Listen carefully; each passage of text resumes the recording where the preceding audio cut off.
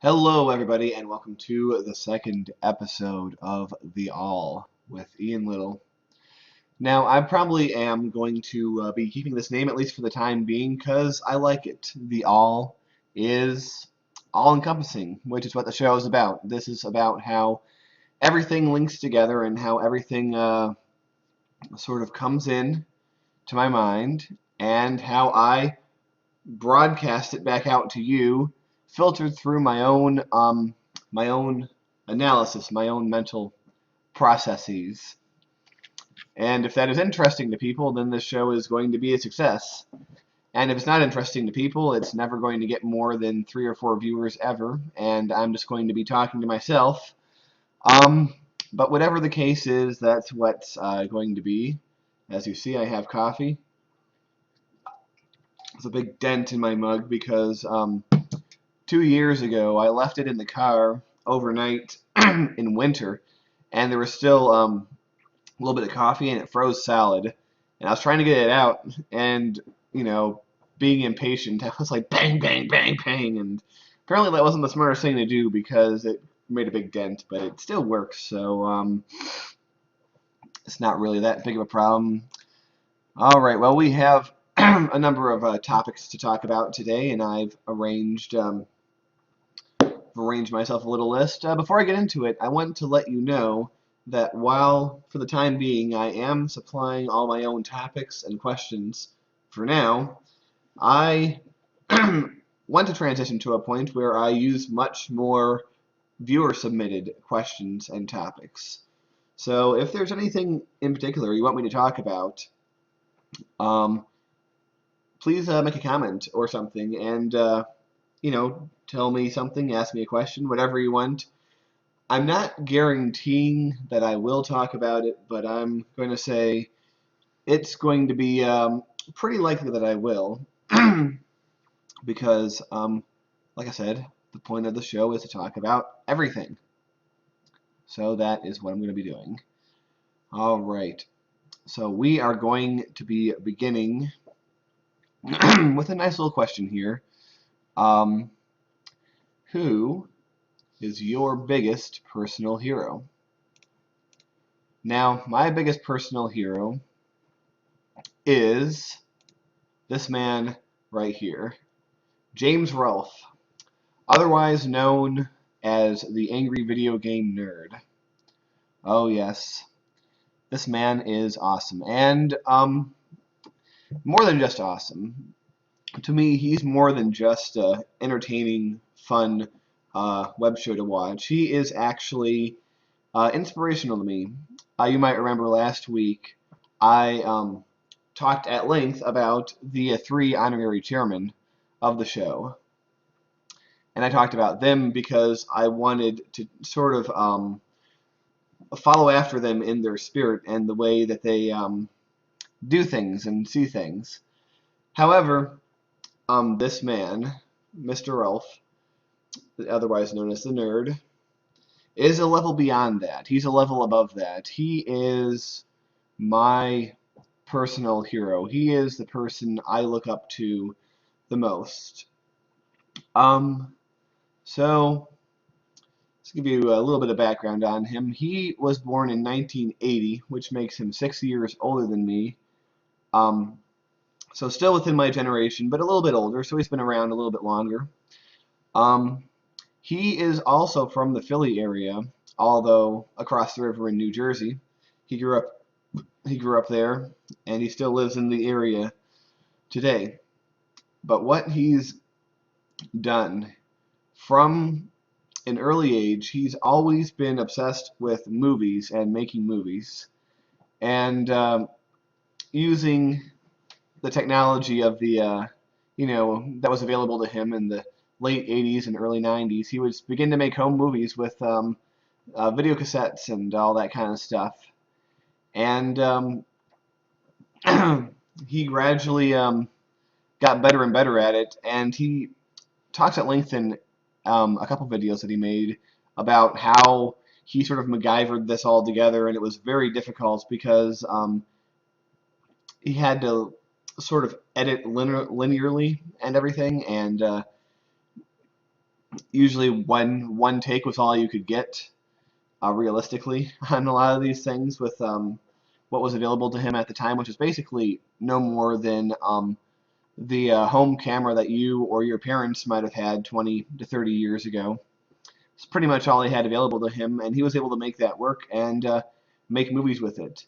You know, he's also a big music fan, a lot of rock and metal, and uh, obviously, knowing him from AVGN, he's a big video game fan, and you know, so in many ways, he's a lot like me because I've had the same the same kind of desires that he's had. I've always wanted to make movies, both in the sense that I wanted to be in front of the camera and I wanted to be behind the camera, directing the action and also writing it. And just like me, he does all things. You know, he acts, he writes, he directs. He is, you know, the visionary. He's the complete picture, and that's what I seek to do.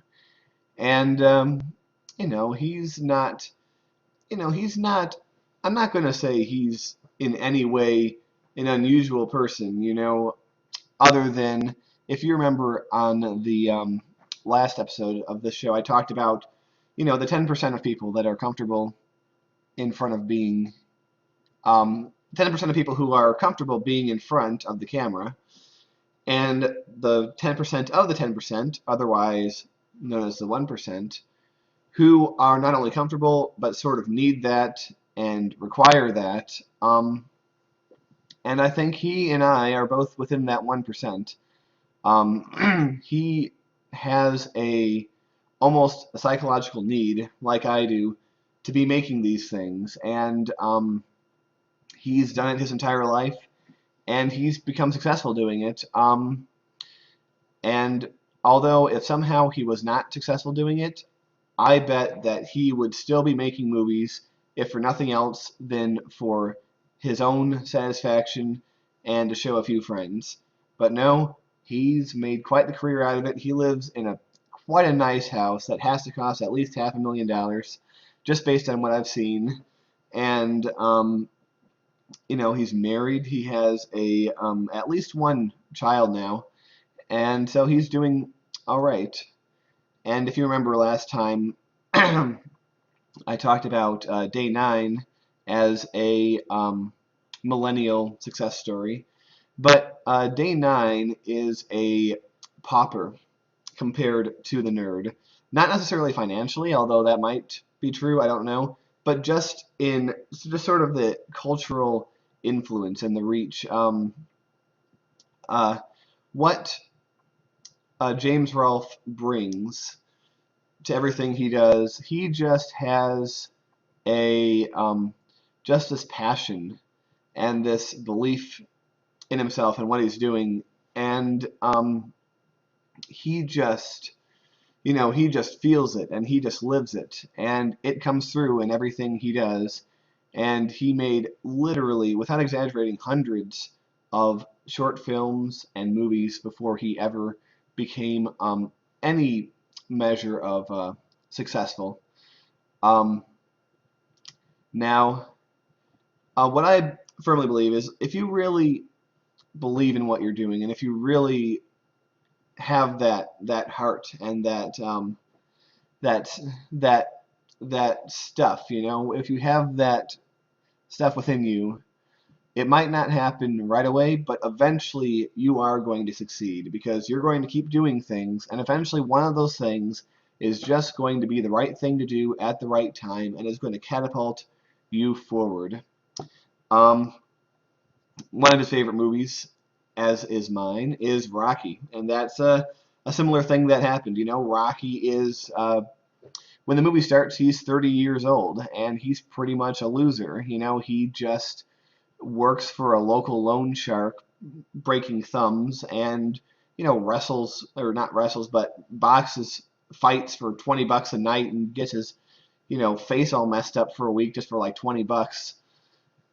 But you know, and also as sort of the, in a way, it's the meta story of the success of the man behind it, Stallone, Sylvester Stallone, who basically wrote it and also starred in it. But we're getting away from the nerd. But you see what I mean. This is kind of the nerds, or this is James's Rocky story in a way. He was never a loser in the same way that the character of Rocky was, or that I am. Let's be honest. However, he was dorky, and he probably never was really too popular in school. Never really, you know, he probably never had too many accomplishments in the conventional sense up until that point. But he seemed to have a sort of a satisfaction from doing what he was doing, so he wasn't a complete failure or even a partial failure by any means. He was just a guy, just doing his thing.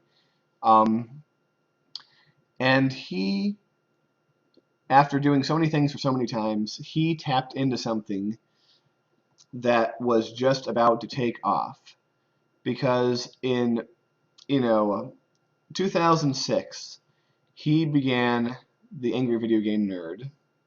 Now, yes, he did begin in 2004, but those were just 2 episodes he made and didn't really circulate too far. But 2006 is when he started doing this series as a thing, and it was just at the beginning of this boom of critics, these sort of character critics that came to grow and dominate um, a lot of the internet culture in the later part of that decade, the previous decade. And it was really James and another guy called Doug Walker, the nostalgia critic, who did the same for movies. It was really the two of them leading the forefront of that um, movement. And the idea for both of these characters was each of these two guys were grown men who were still somehow obsessed with the movies or games, depending on which, from their childhood, and they're still as mad about them now as they were then. That was the whole joke. That was the whole character. And it was awesome. And, Nostalgia Critic's good, and he's entertaining, but the nerd, he is the real deal. Like, his reviews were more than just, a guy talking about the game with a little game footage and maybe a little camera on his face or whatever. Thousands of people do that, and, they're all fine and good generally, but the nerd James it was something beyond. He treated every episode like it was a movie. He paid very close. Um, he wrote them. He scripted them. He treated them like he was making episodes of a TV show. And a lot of them had complicated things in them, like actual, like bits of action. Like, for example, the Bugs Bunny review. He reviewed a Bugs Bunny game, and his friend showed up in a Bugs Bunny costume. And, when he did a Star Trek review, his friend dressed up as a Klingon, and he battled a Klingon while dressed like Kirk. It was just awesome, He does these things, and eventually things got, it went on, and the nerd became just something that everybody knew and everybody loved. And he was able to branch out into other things. He made a series called Board James, where he focuses on reviewing board games, which actually turned into a horror series, amazingly enough, which is something that has to be watched to be believed because it's awesome. And so, basically, what the nerd is to me, what James is to me, I should call him James because the nerd was only one character that he played, and he played many. What he was to me is he is inspiration for me. He is more inspiration than the other three guys I talked about last week combined, because he shows that if you have passion and if you have the dedication and the hard work, because he worked so hard on all these movies that he did, even going back to when he was a little kid using that little video camera where you could only edit linearly. He's worked so hard over his entire life to do this, and in his mid to late 20s, he started to succeed at it, and now he's doing well. So Um, being born in 1980, he could either be seen as the very beginning of the millennial generation or the very tail end of Generation X. I consider that time period to be the XY generation, the transition period. But it really is a blueprint for how millennials, such as myself, can succeed. Especially people who are kind of like James or like me, just these sort of strange, dorky, creative people. And so for everything that he's done and for everything that he is my personal hero. Um, he and it's not and that's not a statement of I'm not elevating him higher than I think he is. I'm not just using the word hero flippantly. He is my personal hero. He is my idol. I look up to him. I put him on a pedestal as an example of the kind of person that I want to be, and I hope that in my life I can get things together just enough to be even like a tenth of what he is. That would be awesome because I love that guy so much. And we're gonna put his picture up one more time. There he is. Let's get that a little bigger. Yep, there he is in front of his collection or part of his collection. He's a real pack rat, that guy. Collects games. I only ever collect garbage.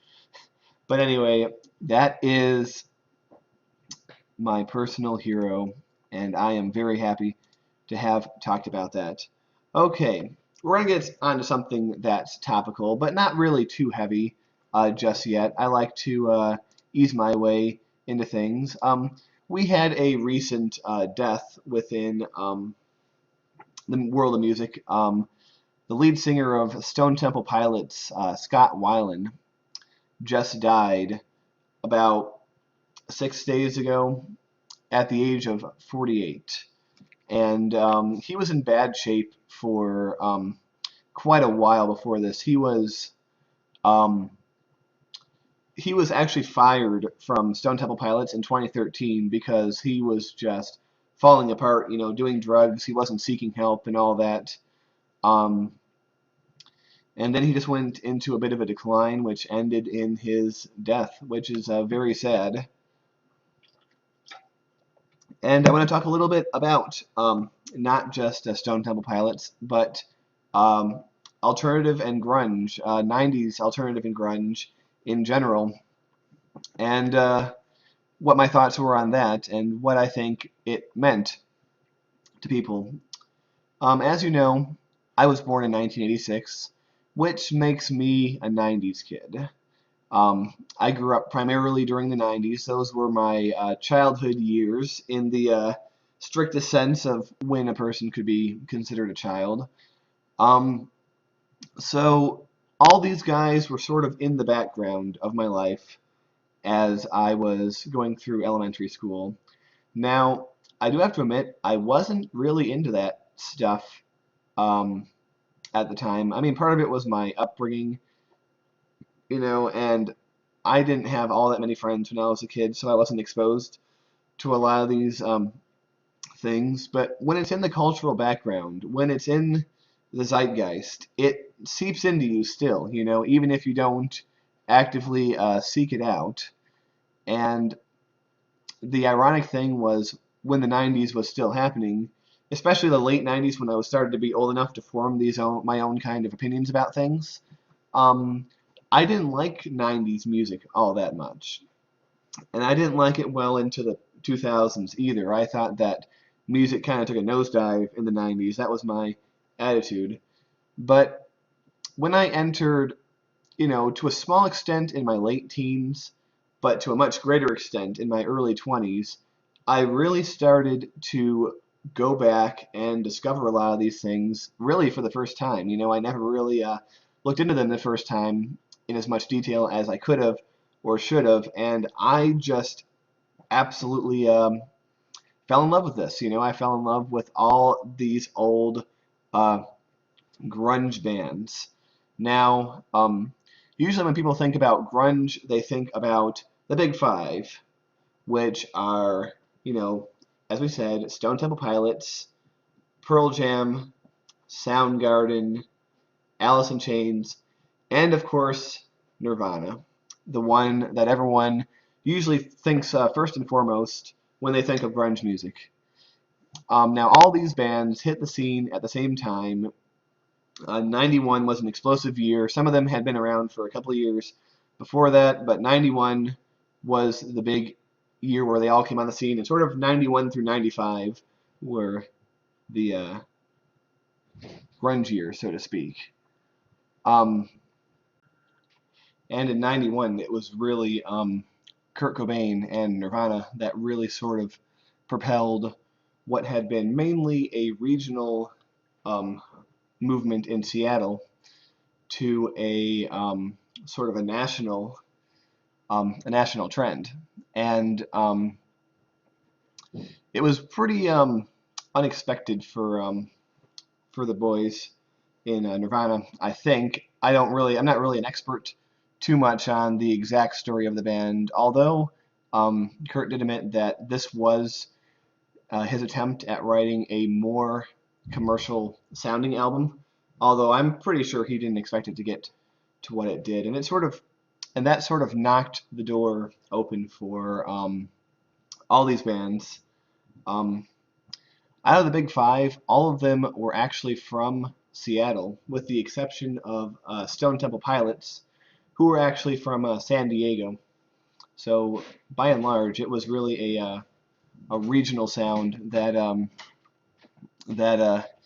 became national. And to really understand what impact grunge had, you have to look at what was popular immediately before. Um, and when it comes to the world of rock and things, you had this you had this larger than life excessive sound in hair metal and arena rock.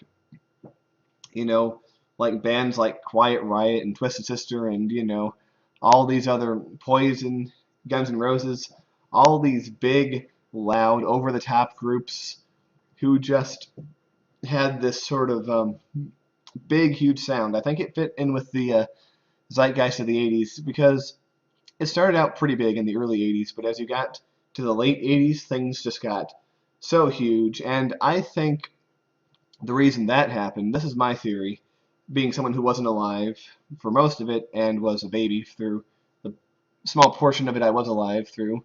Um, I believe that a lot of this was because we were winning the Cold War. I think near the end of the 80s, it became more and more apparent that the Soviet Union was coming apart and that the Eastern Bloc was coming apart. And with that, our music transitioned from, in the early 80s, there was sort of a little bit of a more sinister, uncertain feeling to a lot of it. But by the end of the 80s, it almost seemed like a big party. And so the music reflected that. The music became really big and huge and expressive. And I think what happens is when things go too far in one direction, um, they're going to snap back and go in the other direction before long. And underneath this victory, this feeling of victory that we had as a culture, that insecurity about ourselves um, never goes away, and it's always there.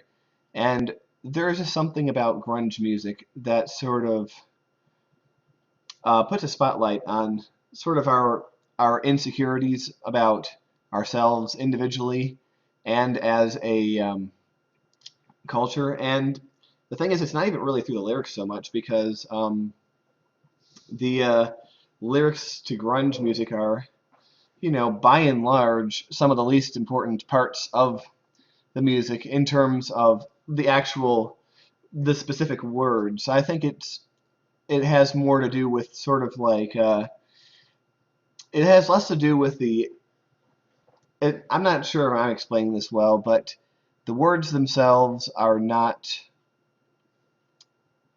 It doesn't make a concrete narrative like a lot of other songs do, but the words sort of create a thematic landscape, almost a poetic landscape in a way.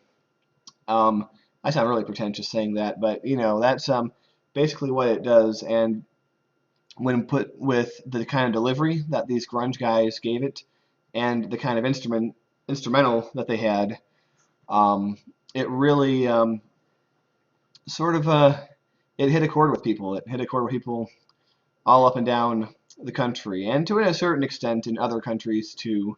Although, I really think grunge and post-grunge never got that big outside of North America. You know, certain elements or certain areas of, and even within here, like certain areas within the United States and Canada, um, experience this more than others. For example, you sort of got, you got the Pacific Northwest to an extent. You have the sort of the Canadian prairie and certain parts of the South were kind of where this tended to happen for some reason. I'm not really sure why those reasons in particular, but it's kind of just how things work. But it was really popular everywhere to an extent. And the thing about grunge, when you look at the Big Five, like I said, Nirvana, Pearl Jam, Soundgarden, Stone Temple Pilots, and Alice in Chains, none of them really were that much like the others. You know, in many ways, grunge is similar to, in a way, I would say it's anti-parallel to another musical movement called progressive rock, which was 20 years before on the other side of the ocean and was completely the opposite in just about every element, but in some ways they mirrored each other. Like if you look at the big progressive rock bands, Genesis, Yes, Pink Floyd, Jethro Tull, Gentle Giant, and so on, none of those bands were really that much like each other either, but you could tell there was sort of a progressive sound between them. In a similar token, um, there was definitely a grunge sound between these bands, although I think Nirvana, more than anyone, was the band that had that grunge sound the most. It's kind of interesting when you look at the early albums and the big albums of some of these bands, because like Pearl Jam's album is, in my opinion, it's mixed a lot like a hair metal or arena rock album would be. Just it has a lot of reverb. It has a lot of like sort of the grand thrust that these um, hair metal and arena rock albums and songs would have. And later on, when they would play those songs without that grand thrust, it would really put a different light onto it. But ultimately, 10, which came out in 1991, was it was the knuckle on which the culture churned, because there were still some of the elements of the old, like the music was absolutely, 90s alternative, but a lot of the mixing and a lot of the attitude put into the production of the music was still had a lot of that leftover 80s thought behind it, and that is what resulted in 10 having such a unique sound, in my opinion. And as far as what I like, I like all these bands. I love them all, but ultimately Pearl Jam is the one of the group that sticks with me the most. I believe that they are the greatest band of that generation. I'm not sure how I can explain that, but I think that Eddie Vedder and the boys just hit on something that not even Nirvana could hit on. Just something very fundamental. And another thing I think about these progressive or these grunge bands is oh, I lost my train of thought. How embarrassing. But oh, I remembered it now. These grunge bands take after, I think they are the real heirs to sort of the classic rock sound of the 70s and late 60s, much more than anything from about 75 to 90, I think kind of got away from that sort of that classic sound, that classic attitude, you know? And I think it's bands like, Pearl Jam and Stone Temple Pilots that brought it back, came back to that. And I see much more of a trend between bands like The Who and, Neil Young and things like that. I see much more of a connection between bands like them and Pearl Jam than I do between those bands and anything that came out in the 80s, by and large. So these days, it's been a long enough time since grunge that a lot of it's starting to be considered dad rock, which is really strange to me because when I think of dad rock, I think of what my dad listened to, which is, music from mainly from the 60s and 70s. He listens to The Who and bands of that sort. And to me, that is what dad rock is. But, dads are getting younger these days, and your average teenager probably has a dad who was born in the 70s and was a teenager in the 90s and probably did listen to Pearl Jam and Soundgarden and Stone Temple Pilots. Now, one thing that can't be ignored about these grunge bands is that a lot, in fact, most of the real turmoil and sort of insecurity that you hear in the song, especially during the original grunge run, was not a put on. It was not a show. It was real. It was really what these guys actually felt. And I think a lot of people didn't get it. A lot of people thought they were just putting it on. There were definitely a few later acts in the post-grunge that sort of co-opted that sound without really having the same heart behind it. Um, I can't really give too many examples of that because I don't I don't actively seek out bad alternative bands. I mean a little bit, but not that much. Um, Nickelback is a classic example, but I don't think they really ever went for that angsty sound that the real 90s guys did, so I'm not going to put them in this category. Um, but yeah, and it took its toll on a lot of people.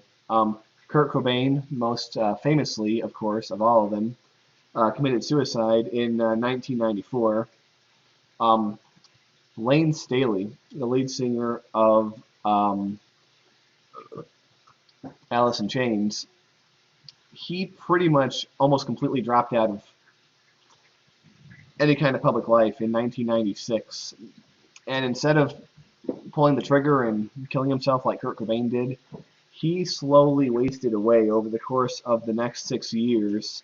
And in 2002, he just died by himself, alone in his apartment, weighing next to nothing, covered in drugs and his own, bodily fluids, basically. Just a really sad end for one of the most important singers of his time.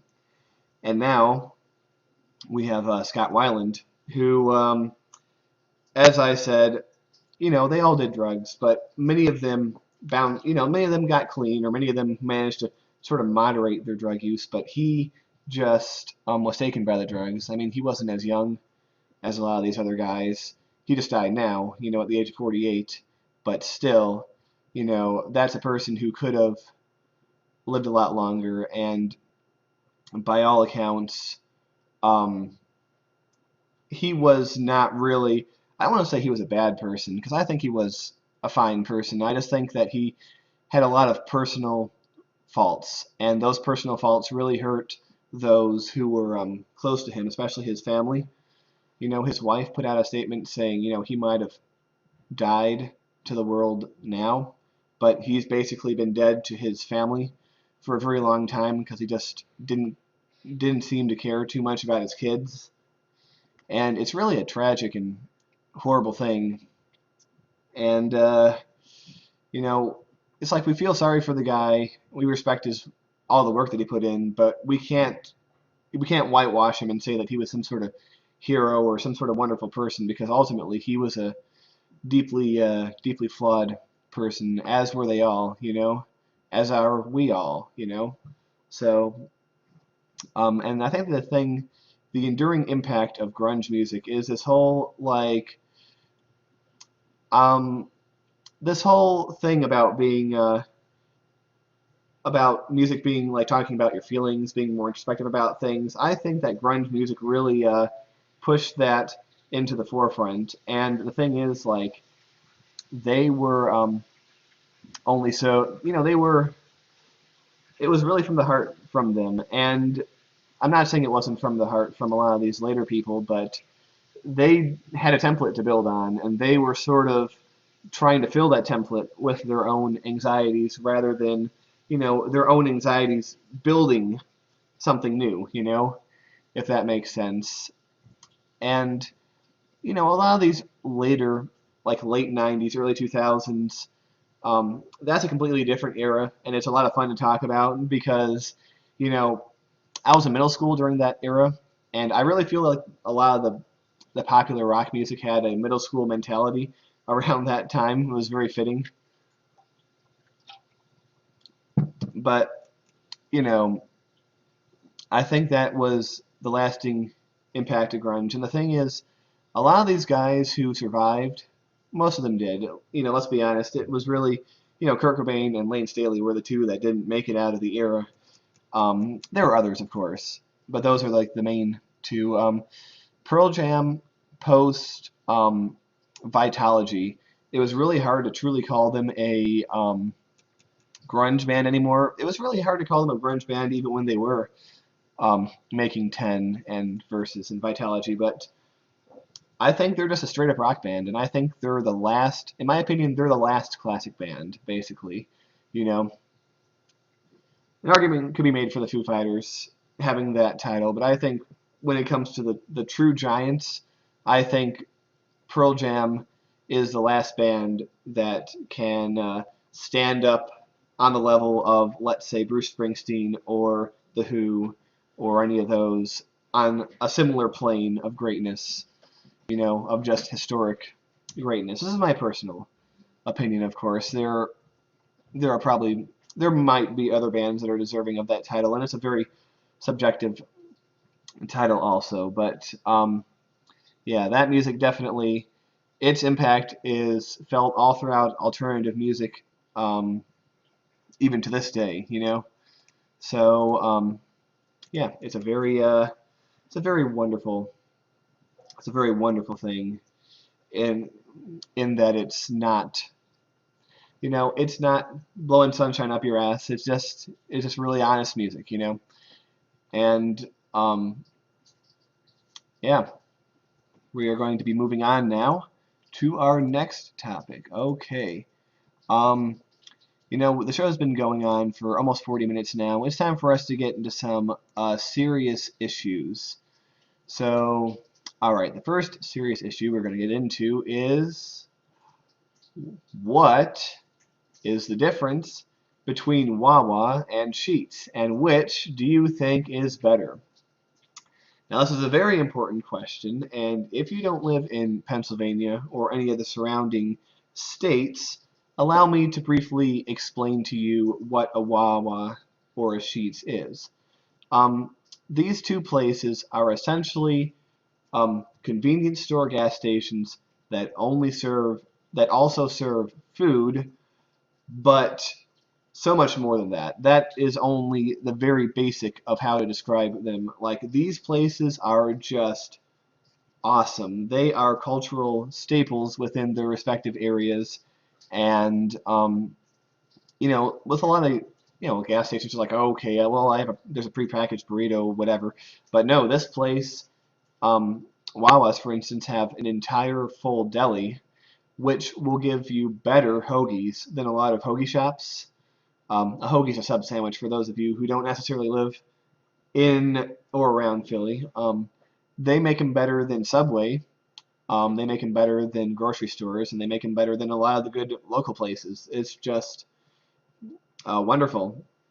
And so basically, it can be anything from, well, I just need to stop off and get some gas, or I would need to go to the store to pick up a few random items, all the way to I want to have something good to eat for dinner, so I'm going to go to Wawa or Sheetz and mix and match all those things. It really is like a one-stop destination for a lot of these things. These places are fairly big by, well, not really. I mean, in a way they're big because there's anywhere from 12 to 20 gas pumps on most of these places.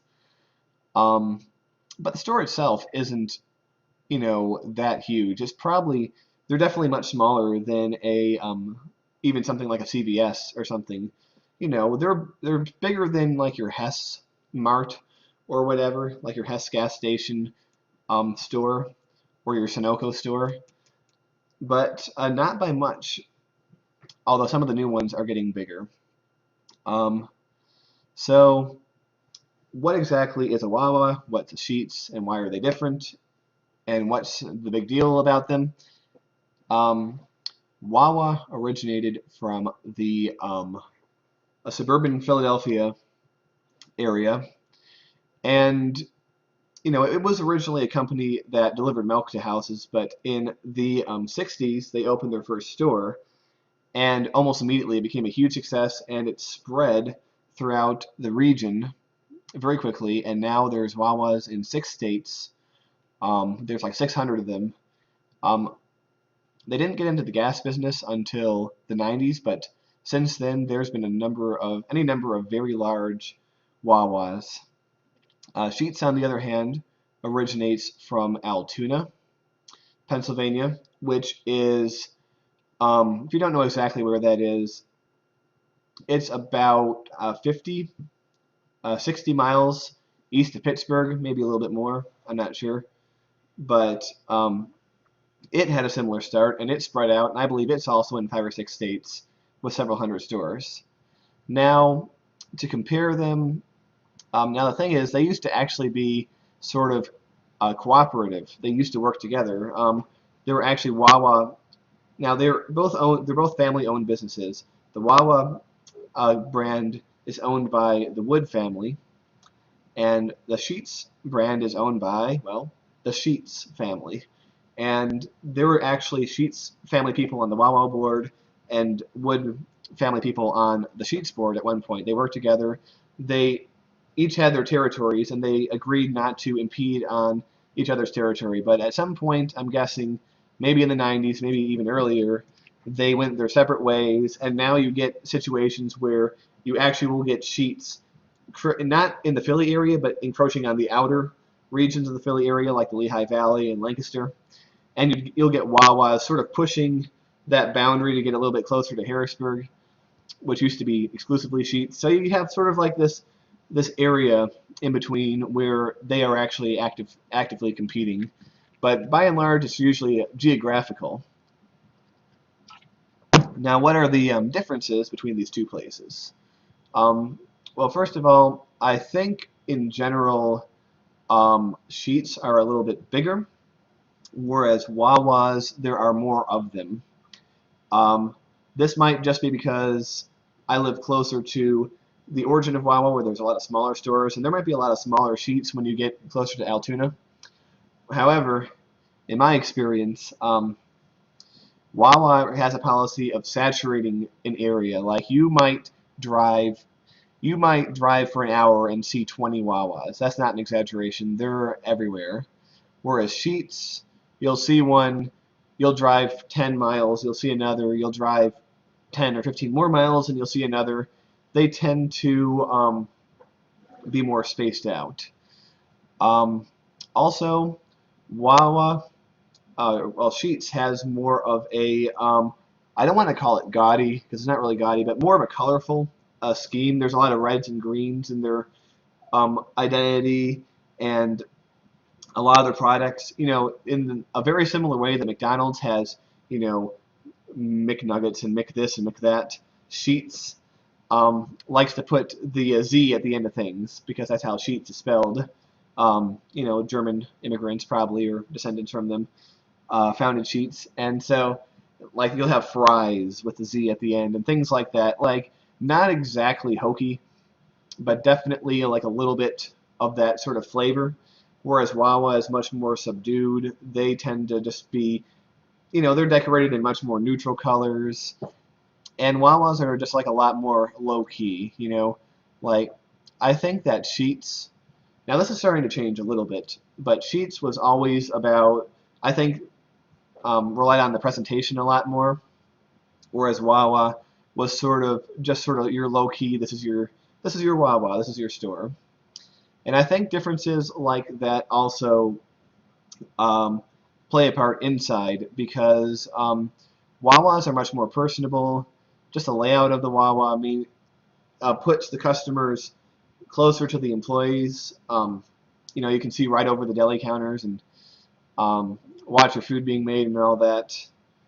And whereas in Sheetz, most of the food making stuff it's not really hidden from you, but there's sort of like tall things separating you from the employees most of the time, and there's just like, sort of a few small areas where you could peer in if you're really curious.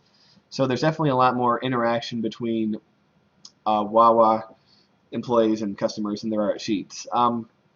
Also, there is a lot more food options at a Sheetz, but I think what Wawa does, it does really, really well because Wawa mainly focuses on hoagies. It has its lunch meat hoagies, and it has its hot hoagies, and then it has its hot bar.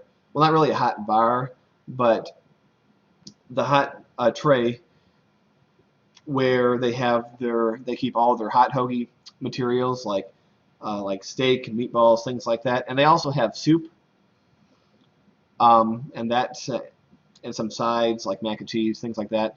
So that's really what Wawa has. But Sheetz, they are they are bordering into the fast food territory, like the true fast food territory, because they have a fryer.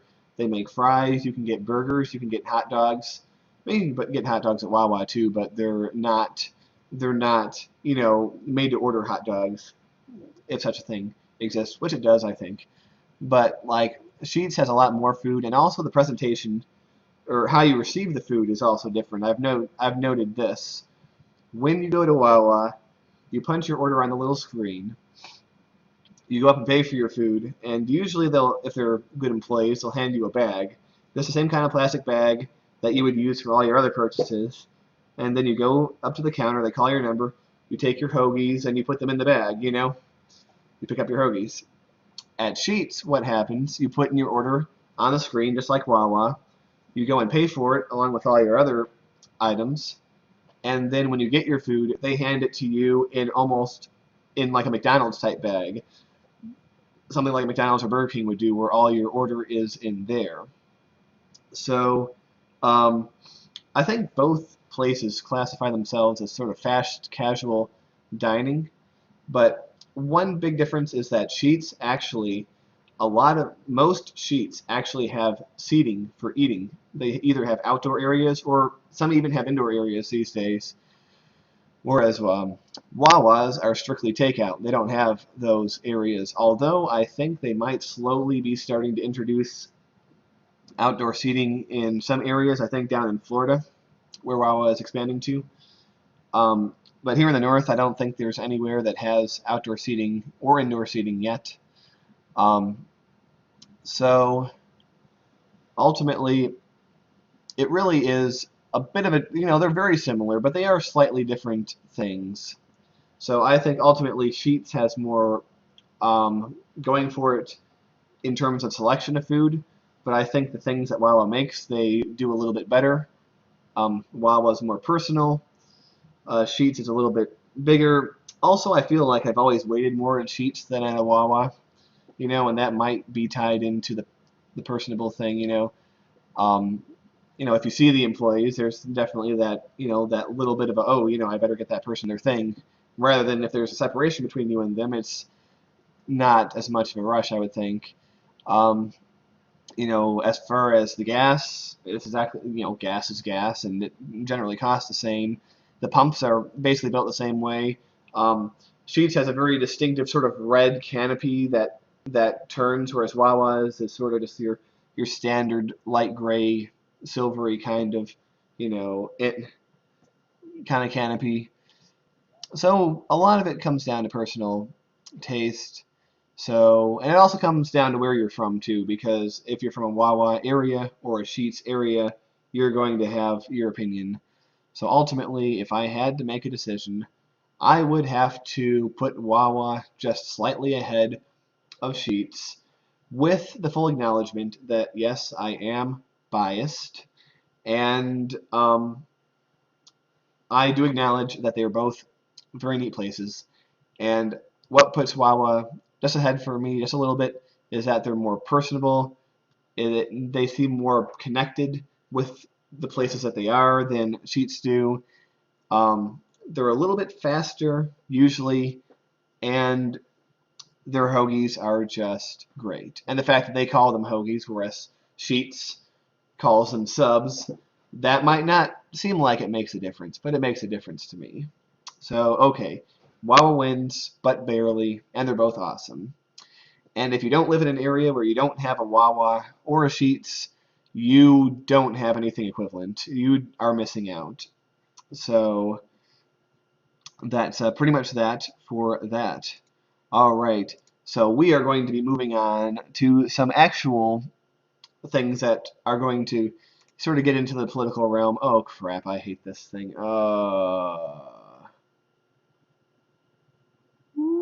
Okay. Well, our next question is actually going to is actually a bit more of a cultural thing, but it has political merit to it, I guess. The question is Harry Potter conservative? Now, first of all, right off the bat, I love Harry Potter. I am absolutely a Potterhead. I'm a Potter nut. I've been a fan since I was 13, and I could probably talk about Harry Potter for 10 hours at any time of day or night. So I'm just going to get that off my chest right now, and but we're not going to get too much into Harry Potter itself now, apart from examining this question. But yes, I may talk about it in the future. But we all know that J.K. Rowling, that's how you pronounce her name, by the way, not Rowling. She is a big liberal. Everybody knows this. And but the question is not whether Rowling is conservative or liberal. Is Harry Potter conservative or liberal? And also, we have to note that she is British. The book is British. It takes place in Britain. So, you know, all these things about liberal and conservative might mean a little bit different things over there.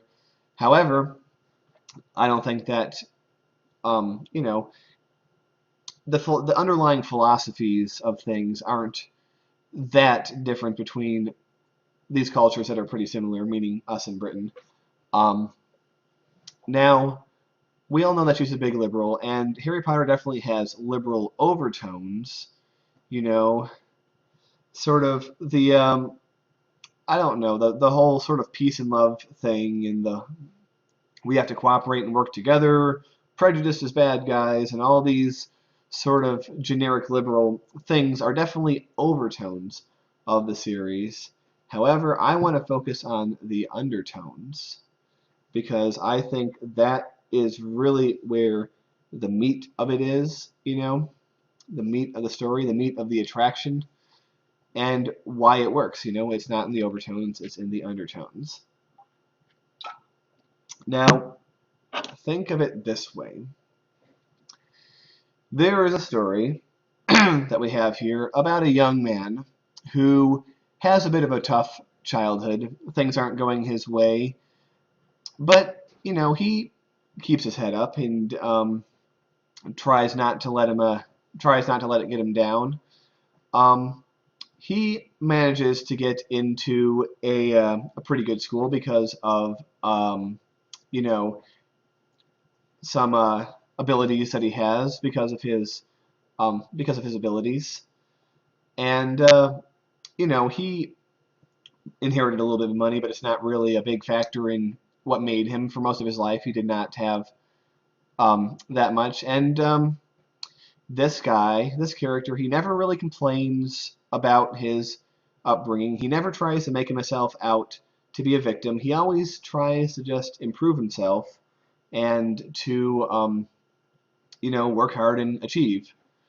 So he does this. He meets friends, and when there's a problem, he doesn't necessarily go off to the authorities and say, "There's a problem, got to do something." He has a bit of a distrust for the state. He knows that they're incompetent, and he knows that certain things have to be done on his own.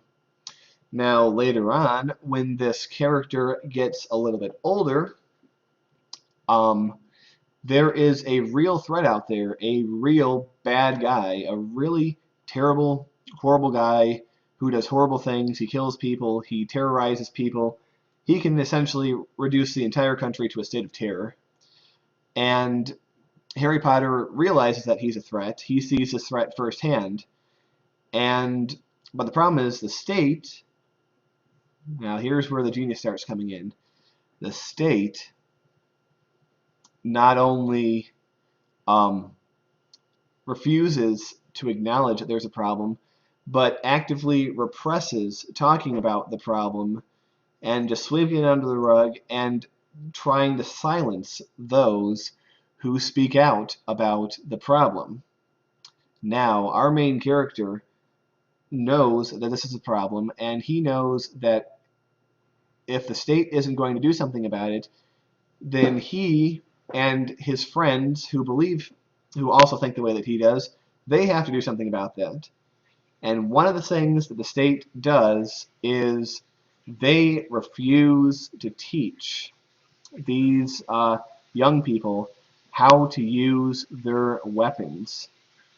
They essentially all have guns, but they are not taught how to use them, and that knowledge is suppressed.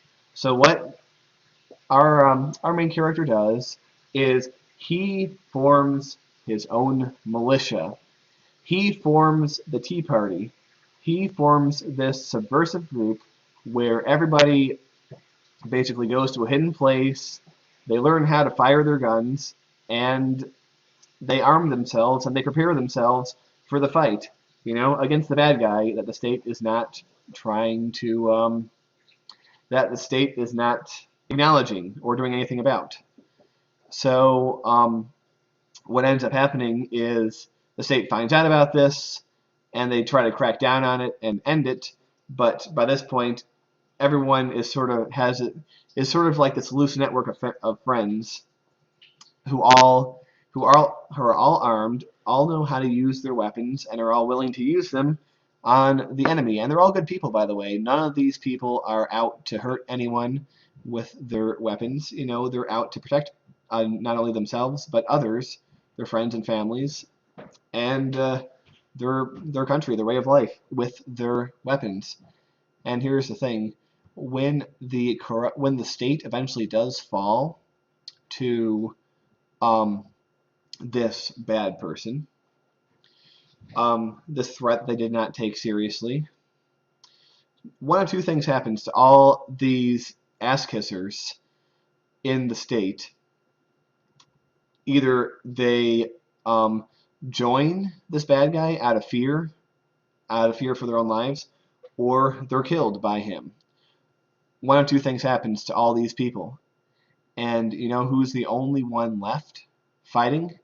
It's our guy, our hero, our militia Tea Party founder, and his band of friends.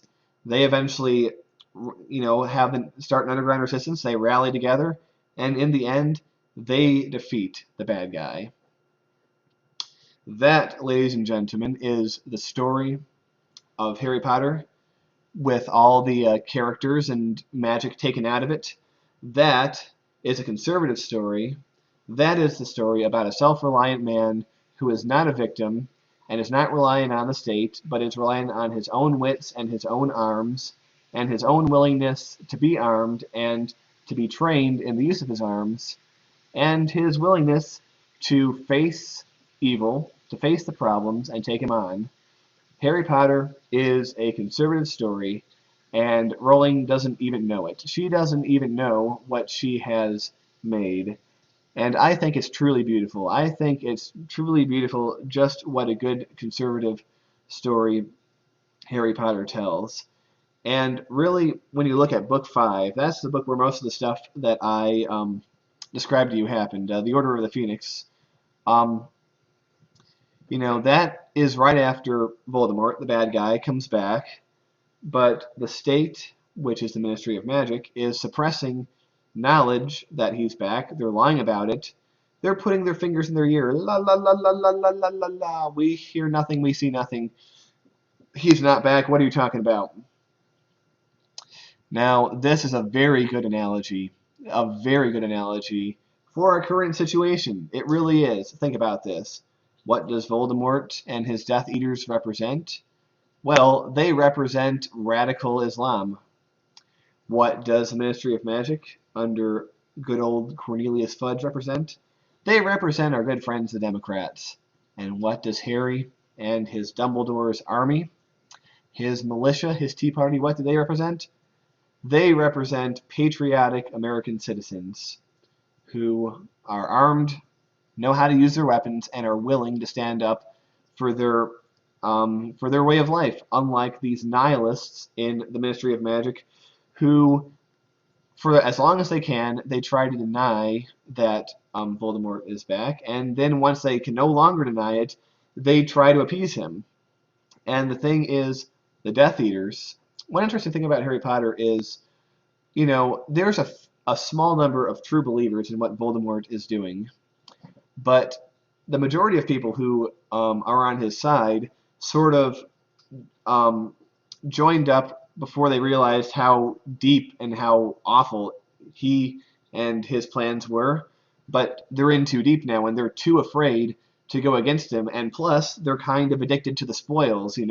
They get to be big men. They get to, they get to kill their enemies. They get to ransack and pillage and do all these terrible, terrible things and reap the benefits of it. So through a combination of being drawn to that and to being afraid of not obeying, they're sucked in. And what these Death Eaters represent is a lot of these sort of disinfected young people out there who, by and large, grew up in Muslim families, like in the same way that not all Slytherins are bad people, okay? Think of Slytherin as, just for the sake of argument, this isn't a direct parallel by any means, but think of Slytherin as Islam, They're not all bad people. They might seem a bit sinister, but there are good Slytherins, and we encounter many of them throughout the story. But a lot of them, why they might have some aspects with the dark arts, with radical Islam, they don't fully go into it, They don't fully embrace it. However, when Voldemort is offering all these things, all these spoils, all this glory, all this power, and that is what might make him moderate, just your rank and file, rather regular Slytherin, go join ISIS, go join Al Qaeda. In other words, go join the Death Eaters. So the government, once Voldemort returns to power, Voldemort didn't do any kind of 9/11 when he returned to power. It was sort of just like, it was the equivalent of, the Boston bombing here, the San Bernardino shooting here, maybe something as big as the Paris attack over there, nothing too huge. All the Paris attack was pretty huge, so just think of the smaller little shootings and attacks here.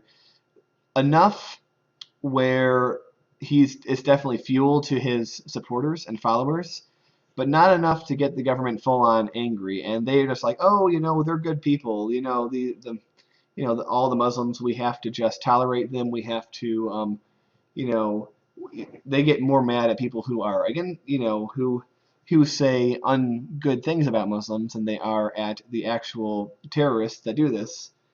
And fundamentally, it's Harry and his guys who say, well, no, we have to protect. There actually are bad people in this world. The dark arts are bad. they result in people dying and suffering, and these people who are using the dark arts are going to be terrible, terrible people. So we have to defend ourselves. And that's what he does. That is what they do. And what does Harry and his friends go around just killing Slytherins willy-nilly like the liberal government thinks that we do? No, of course not. They, in fact, there are various points at which Harry will actually attempt to save the life of some of these underlings who are maybe not really full supporters of Voldemort, but are just in over their heads. Harry will actually, if when he has the chance to kill somebody, he won't. He will protect them, or he will try to save their life. The best example of this was Malfoy. Malfoy. Think about this. He is your regular. He's your regular Islamic teenager growing up in Britain or France or somewhere like that, and he doesn't quite. He comes from privilege. He's a wealthier Muslim, and as many of them are, a lot of them, they're not all poor, and so he has everything that you could want in the Western world. The Western world being the wizarding world of Harry Potter. He goes to the good school. He has all the good stuff. He plays Quidditch. He basically plays soccer. So he has a Western lifestyle.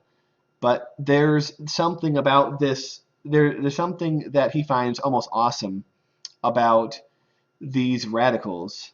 About ISIS and things. There's a swagger that they have. There's a toughness that they have that he finds lacking in the Western world.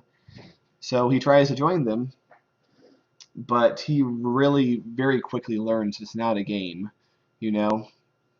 And in the very end, Malfoy cannot go through with it, The suicide, think about this, the suicide vest is strapped on the young Islamic teenager who thinks he's going to be glory in all this, and he goes and finds out these ISIS people are despicable, but he's in too deep, The suicide vest is strapped in on him, and it's like, either you're going to blow up these guys or we're going to kill you.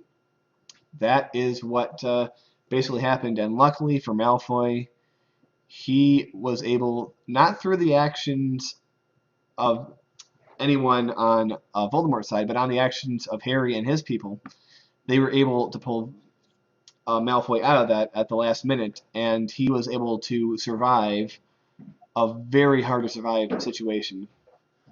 So fundamentally, I think what Harry Potter is about, number one, is a story of a boy growing into a man and coming into his manhood.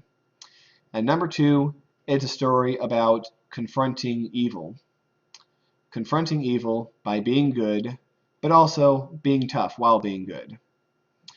And both of those things are fundamentally conservative values, and that's why I conclude that Harry Potter is a conservative series written by this big old liberal who somewhere deep in her core understands these things, but it's way down in her subconscious, and it came through in her writing. So yes, Harry Potter is awesome, and it is conservative. All right. Now that we've done that, we are going to move on to another topic. This is a question about minimum wage. And the question is, should minimum wage be raised to $15, like the Bernie people and a lot of these other people say? And the thing is, if I had been asked this question just a couple of years ago, I would have been all for it. I've been like, yeah, we got to raise minimum wage $15. What? People can't pay for that. They'll have to find a way, all that kind of stuff. People need a living wage. People need to be able to live on what they make and all that kind of stuff.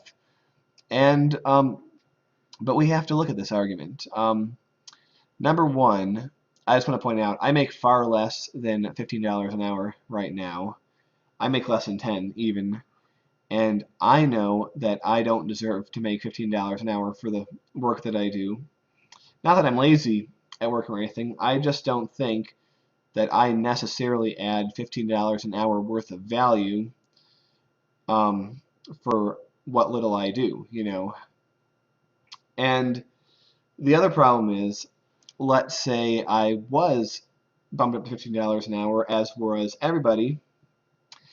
That would be great until they come and say, well, we're going to have to let about half of you go, and the other half of you, good luck, you're going to have to do twice as much as you were doing before.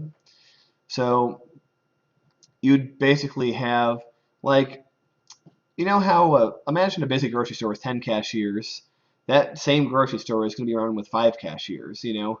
It's going, there's going to be longer lines, grumpier people, and it's just going to be a lot less efficient and a lot less good. And also, you have to consider that in order to make up for those labor costs, they're going to have to raise prices on things.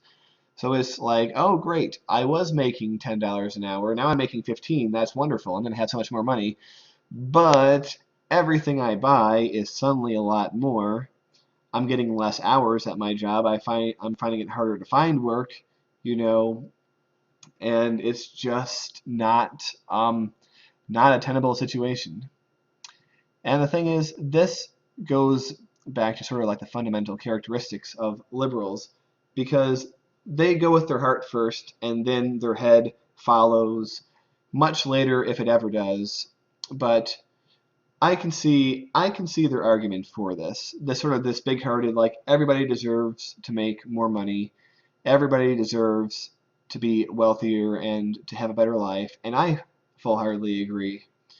Um, but I think the answer is not to just sort of artificially force people to be paid that much money. It's to create a situation where more wealth is generated to the point where paying people that much voluntarily is economically feasible. And there's another argument to get into here, the whole living wage argument, and the people that should be paid a living wage. Um, the way the employee and the employer relationship is structured, um, it is not the social responsibility of the company, of the employer, to provide a living wage to the worker. It just isn't. What basically an employee is, and you know, my understanding of economic history isn't that great, but from my understanding, an employee, in the way that we understand it, is a pretty new concept. It's only been around for a few hundred years. But think about this. There's a business or an individual or any, it could be one person, it could be a small business, a big business, whatever. They're generating income, they're doing this thing, but they don't have enough people to do what needs to be done. So they require more labor. So they go out and they see what people are available, and they do they sort of do a cost-benefit analysis. Like, if we have a person doing X task, they will provide Y amount of benefit to the company, and we're going to pay them Z amount of money, which is enough to still give us a profit, but it's also enough to be attractive enough that people are actually going to work here. So it's a balance between we have to pay them enough so that people are willing to work here, but we can't pay them too much, or else we're not going to make any money based on that person's added input, and it will just defeat the whole purpose for us. So that's basically what the fundamental core of the employer and employee relationship is. What minimum wage does is puts an artificial floor on that. You know, it puts an artificial floor, and and it makes companies say, well, in order to get anyone else working for us, we have to have something for them to do that's going to provide us at least X amount of value. They have to think about the equation in reverse, and sometimes they just don't have that. When minimum wage is relatively low, it's less of a problem, but if minimum wage was even $10, it would start to bump into some of these problems. And if minimum wage was $15, it would just be catastrophic. No one would be able to hire anyone.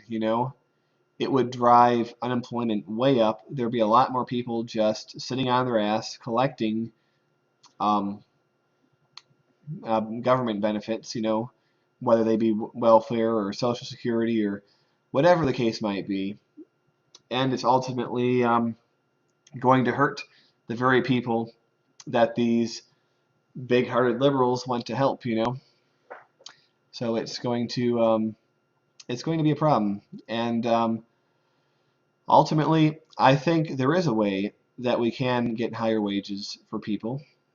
And it has to be done voluntarily, and it has to be done by companies who really value people as people. And here's what you do.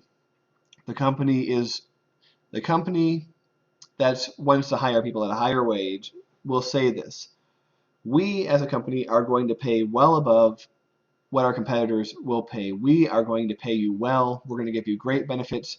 We're going to treat you well. We're going to take care of you, and we're doing this voluntarily, not because we are made to, but because we think it's the right thing to do, and we think it's a smart thing to do. Now, in return for us paying you so much and taking care of you so well, we expect you, our employees, to be the best possible employees that you can be. You have to give 100% of your efforts while you're here, while you're doing your job. You have to be loyal, you have to be on time, you have to work as hard as you possibly can, and you have to be the best employees that we can find. And if a company is willing to do that, to extend that little bit of extra to the employees, they're going to get the cream of the crop. They're going to get their selection of people, and they're going to be able to find the best people. And now, a lot of people are going to be attracted to this company because of these benefits, but only the very best are going to survive there, because there's just a lot of competition. And if you're not cutting it, there's plenty of people who are going to be willing to take your place. So basically, this is a situation in which people will be paid well, but it will only be the well-deserving people. Now, there's plenty of talk about people can't make enough money to support things, and it is true that rent and house payments are artificially high, and a lot of other things are artificially high, but that relates to a whole bunch of other economic stuff that I don't really know enough to talk about with any kind of authority. But all that stuff does not really connect to minimum wage, and raising it to $15 would not help any of that. It would probably end up even hurting it. But that is something to get more into later, if ever, because, like I said, it's not really my area of expertise. But that is why I say I am not in favor of a minimum wage increase. It's just not the smart play.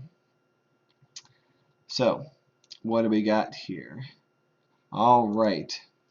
Now, here's a fun one. The question is, are you a feminist?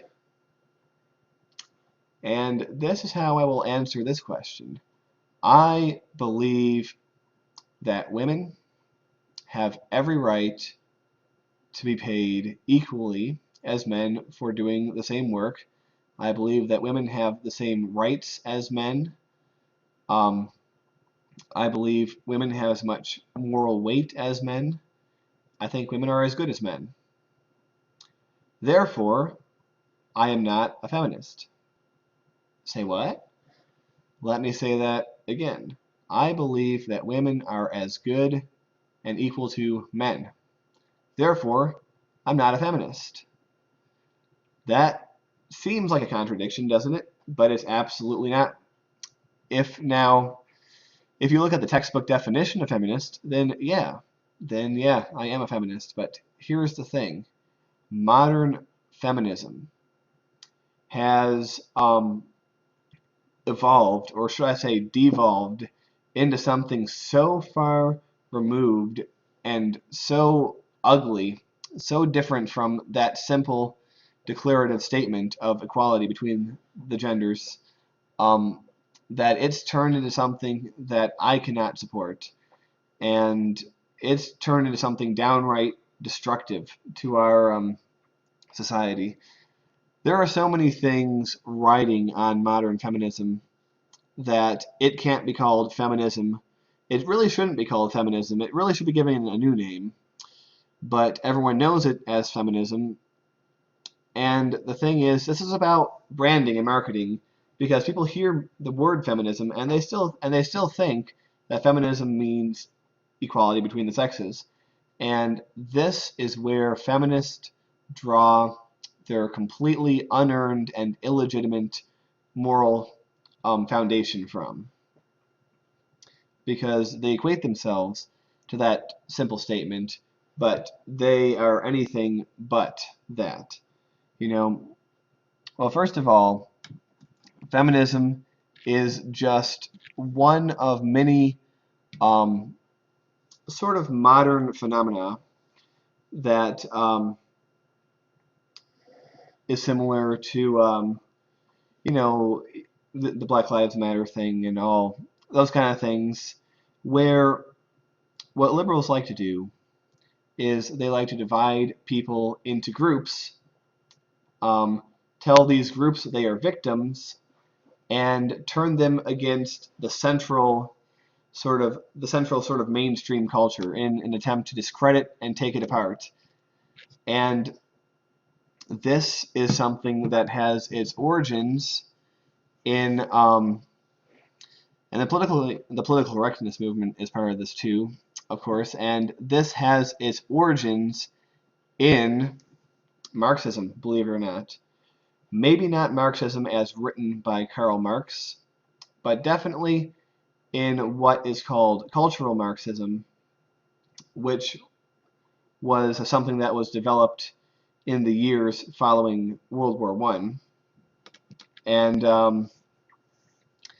the thing is, there's a whole interesting story about that, and my good buddy Bill Whittle tells it so much better than me, and I don't want to go into the whole story now.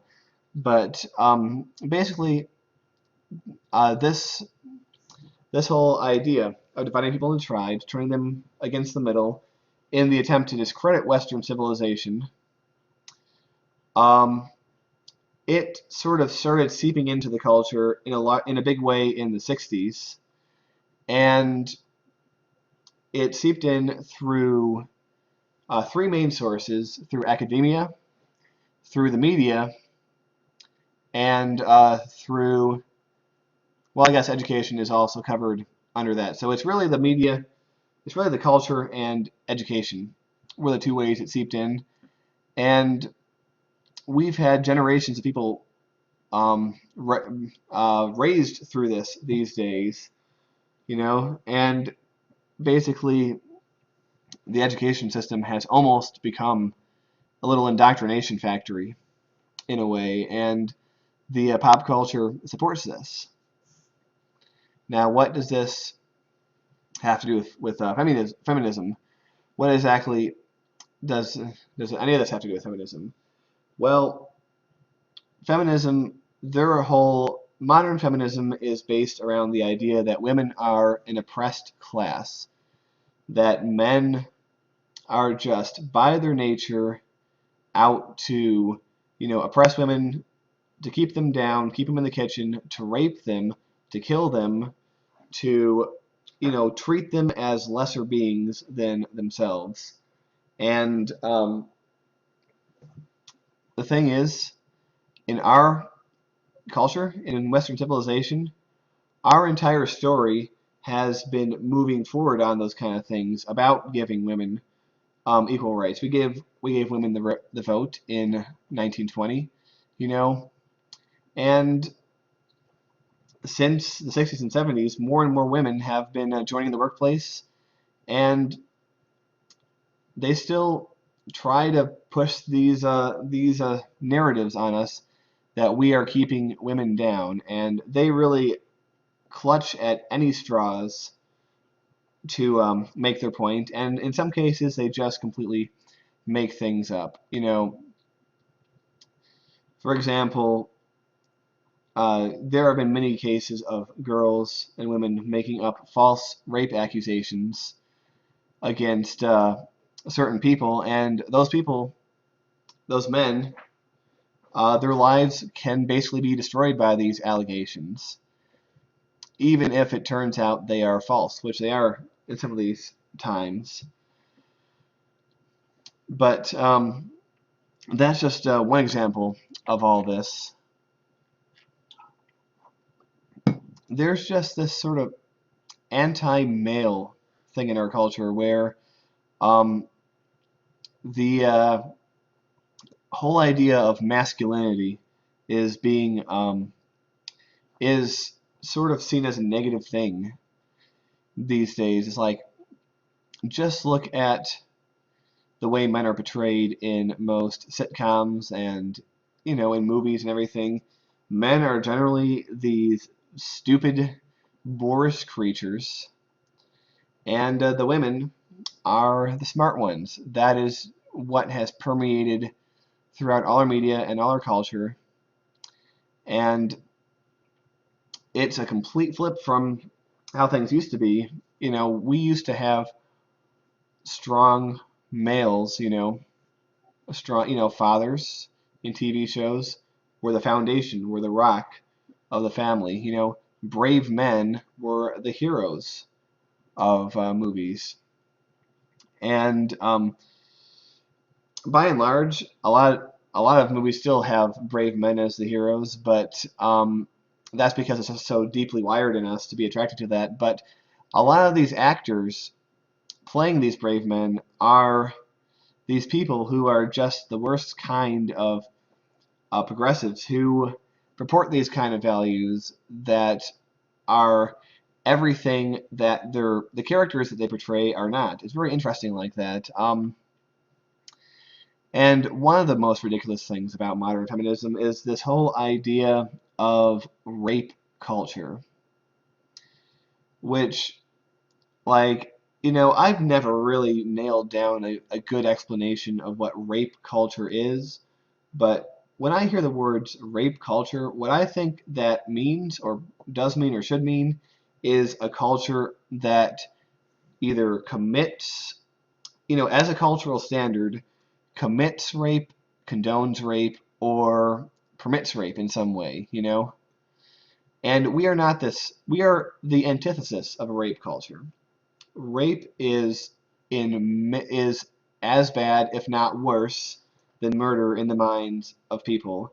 A rapist is the lowest form of scum in our society. We do not have a rape culture, and saying that we do is an absolute slander against America and against Western society.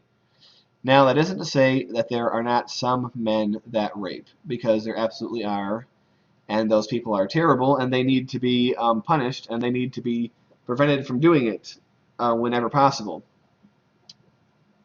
And when a woman is raped, it is never her fault, even if she is provocatively dressed, and, period. At the same time, though, at the same time, there are ways, there are things that people can or should do as a matter of common sense to protect themselves, to protect themselves from bad people. And this goes back to one of the fundamental things about liberals. They just think that, you know, that we can cure bad people, and we sensible people know that we can't. There's always going to be bad people. There's going to be terrorists, there's going to be murderers, and there's going to be rapists. and we can do whatever we can against them. Now, if these feminists were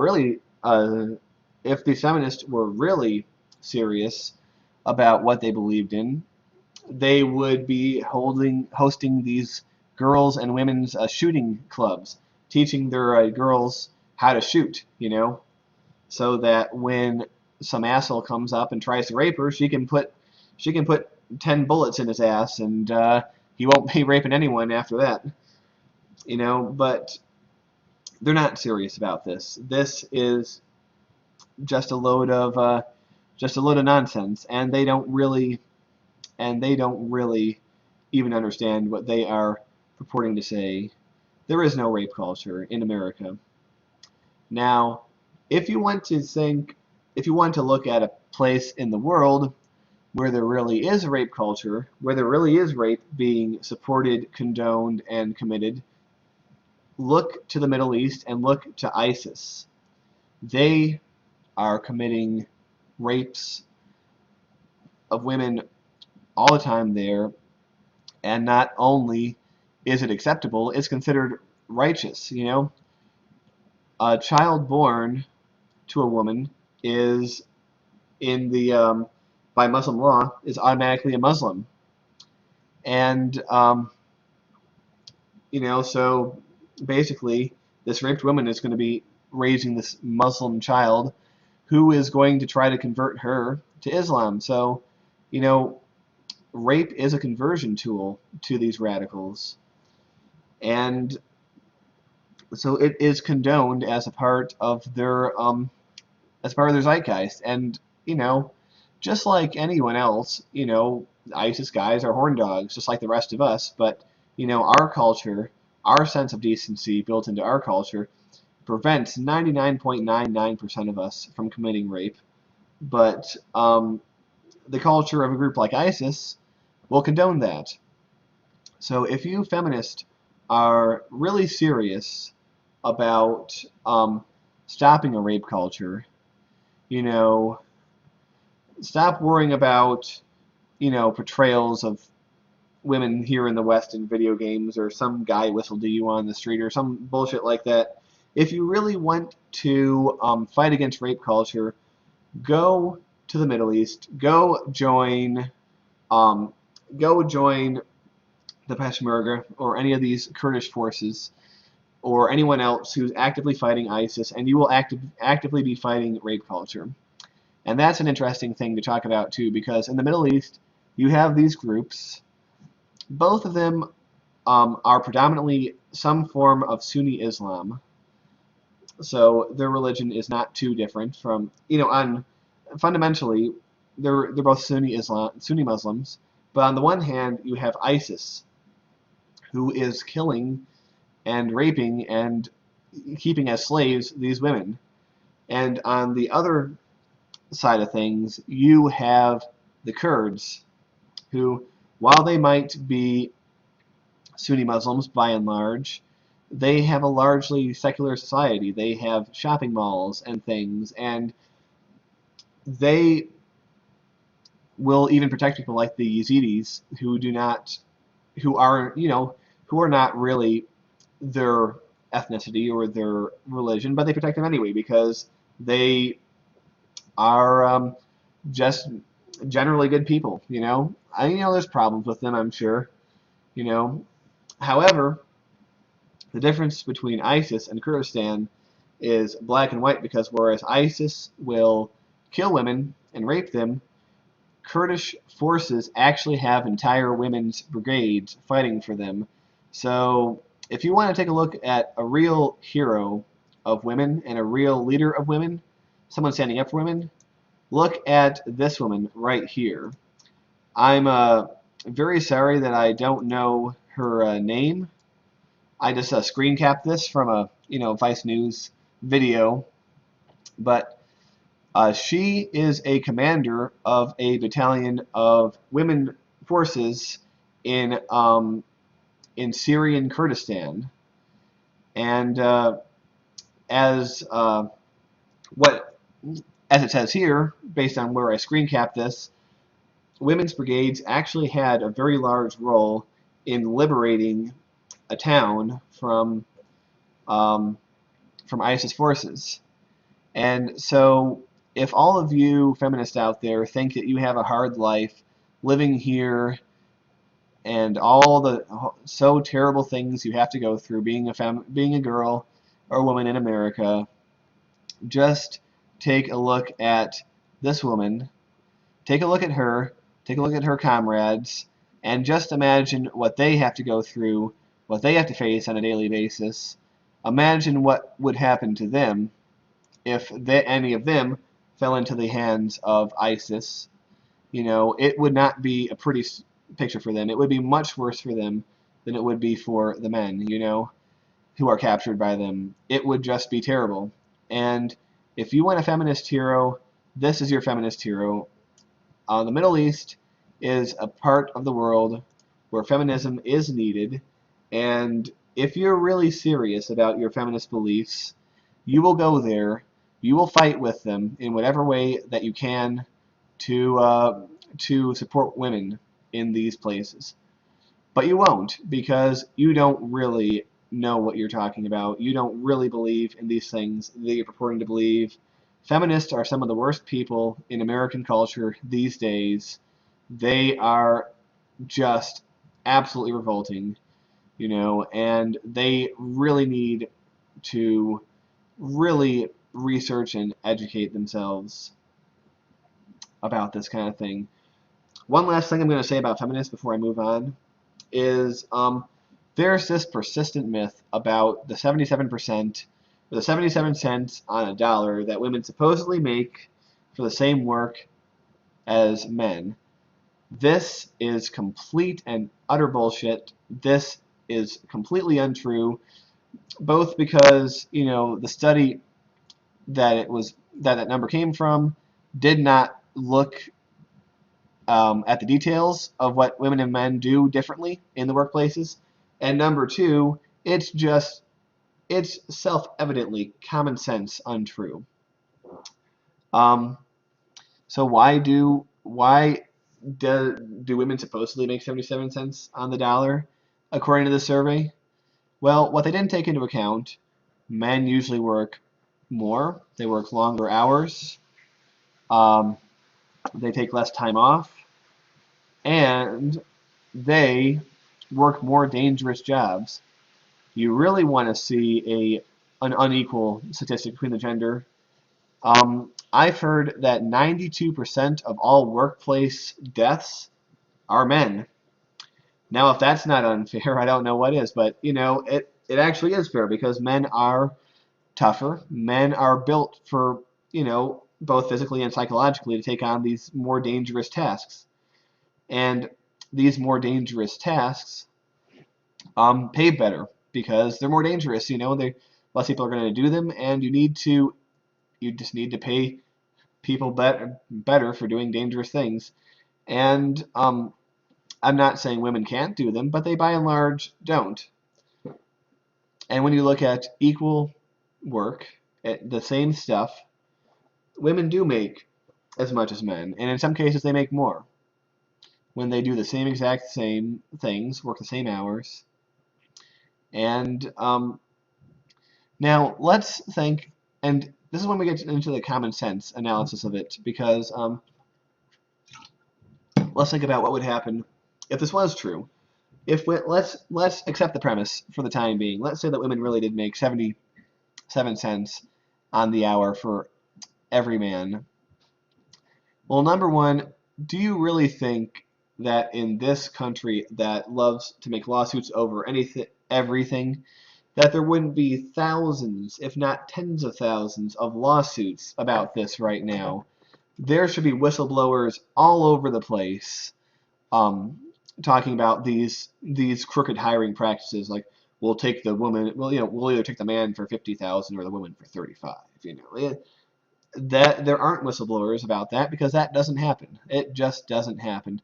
And number two, if you were a business owner and you owned your own business, wouldn't you just hire a bunch of women if you could pay them 77 cents less? That because it would be like, well, hey, you know, I'm going to have much lower labor costs because I'm just going to hire a bunch of women. They're going to earn 77 cents to the dollar of men, and it's going to be great. But that's not true. That is not happening anywhere. There was a time in American history where women were basically only like teachers and those people who worked on the sewing machines and things. And there was a time where women made less than men, but that has not been true for 30 or 40 years or more. It's been a long time since that's been true. Women are really treated as well, if not better, than men in modern America. And these feminists, they just don't know what they're talking about. Like I said, they're some of the worst people in Western civilization today. And I'll be very happy that we are now going to be talking about something else for a bit. All right. Oh, this is going to be fun. I want to present to you the first edition of something that we are going to do on this show called Memebusters. Yes, and what Memebusters is a segment where we're going to take a meme, usually a liberal meme, that is floating around on the internet, and we are going to dissect it. Now, I actually had the idea to do this even before I had the idea to do this show, and this was originally going to be its own video, but now that this show is happening, I figured why not roll it into the show? I think it's going to be a wonderful thing, and so I even wrote up a thing about it because I was going to make a script and everything, but this write-up will just be sort of like a guide for me. But what we are going to do is look at this meme of equality versus equity. Okay? Here it is. This is the meme we're going to be talking about. Keep in mind, in many editions of the meme, on the left side of this meme is the word equality, and on the right side of the meme is the word equity. So let's dive into this, okay? What does this image show? It shows two side-by-side images of kids watching a baseball game from behind a wooden fence, and they're using crates to elevate them so that they can see the action of the game. On the left side, you see all the kids with an equal number of crates, which is high enough for the middle-sized kid, and it's more than high enough for the tall kid, but it's not high enough for the short guy. All right? And on the right side, you see that the box from the taller kid has been given to the smaller kid, and they are now all equal height. Their heads are right above the fence. It means that they are they can all see the game in exactly the same way, And on the surface, does it look good? Yeah, it looks good. Everyone can see the game now. Everyone has what they need. It's all wonderful. It's a perfect situation. However, let's look at this deeper. We're going to break down this picture into elements, and we're going to find out what each of these elements represent. We're going to look at the kids. We're going to look at the crates. We're going to look at the fence. We're going to decide what each of these elements mean and how they relate to one another. All right, so let's dive right in. Let's look at these kids first. These kids are pretty nondescript. They're all essentially the same apart from their height. These kids might be said to represent different groups within society, and their heights represent relative prosperity of these groups within society. Makes sense. Now this is getting back to the identity politics things that I've talked about before, because you can assign any group of people that you want to these kids, and you could say, oh, the short kids represents this group, the middle kid represents that group, and it just, this image leaves you just open to do that, to put any groups you want into those people. And it's really interesting that they used height to denote economic success. Because in the real world, height is not something that a person can generally control. They're born with the genes that they're going to have that will make them the height that they will. You know, it could be argued that better nutrition will make a person an inch or two taller, but by and large, height can't be changed. So this seems to suggest that the economic position of these kids is something that is not under their control. It's just something that is as a matter of nature. And so now we're going to look at what the crates represent. These objects, which allow the kids to be boosted up into height, to enjoy an entry into prosperity, which is represented as the ability to see the game. What do they represent? And how did they come to be in the arrangements that they are there? These crates represent wealth. It's pretty clear to say because their effect is to boost the children up in height. And we already know that the height represents individual wealth. So where did these crates come from? Did they find them lying around in front of the fence? Were they given to them by the ballpark? No, these kids brought these crates with them. And how do we know that? Because the government cannot create wealth. The government can only take wealth through taxation and then distribute the wealth depending on how they want to. So the government, which is to say the ballpark, could not have generated these crates. The kids themselves brought these crates to the park. And if we want to get a step deeper, it could be said that these crates represent taxable wealth, or wealth that has been taxed by the state, because you could see that the crates are separate from the kids' bodies. You see? To stretch this metaphor a bit, imagine that at one point these crates were actually a part of these kids' bodies, you know, and they were actually as tall as they are with the crates. But somehow the crates were removed and they became shorter, and the crates represented that height that was removed. And now the state has control over those crates and can move them around to whatever they want. But this doesn't even cover it. You know, each kid didn't come in carrying one crate. They didn't start like the picture on the left. And how do we know this? Well, we know that about 43% of Americans don't pay any income tax. And since wealthy people generate more income, it's likely that the taller kid brought in 2, if not all 3 of the crates, you know? So the picture on the left already represents a redistribution of wealth that has gone on. So how did the crates get to be in the final position? How did they get to be in the position we see them at on the right side? Did the taller kid hand over his crate to the smaller kid willingly?